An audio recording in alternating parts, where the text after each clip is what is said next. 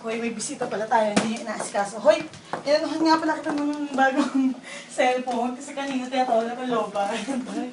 Thank you po. Ay, Blackberry. Inday! Yung turkey, naayos mo na ba? Di ba sabi ko turkey, ba't hiwas yung nasa mesa? Anong papakain natin dito? Go boy, bumili ka na ng ano. Asan na ba yung wallet ko na dyan? O diba, magnanakaw ba? Baka na nga yan. O, bumili ka ng ano, ng yellow. Huwag kang tumawa. O, kape ka ng kape, hindi mo pinapakain yung mga bisita. Hindi ka nang yelo dahil. Galing pa akong camping. Diyos ko, pagod ako, sobra.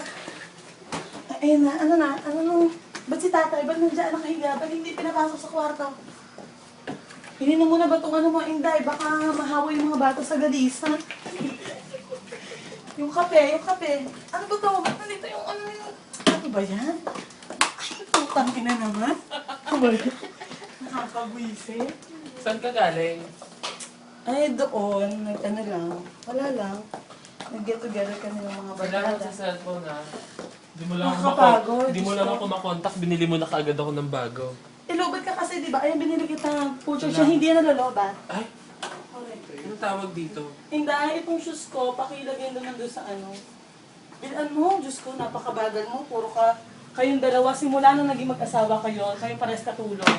Wala na kayong natupag kundi maglandian. Pungit. Ay, Diyos ko. Pag-massage ka. Pamassage naman na kid. Kaysa kay Chocotos. Hindi, pamassage. Na ano ako, na-stress ako. Pasaksak natin. Saksak kami nga, ano ba? Grabe.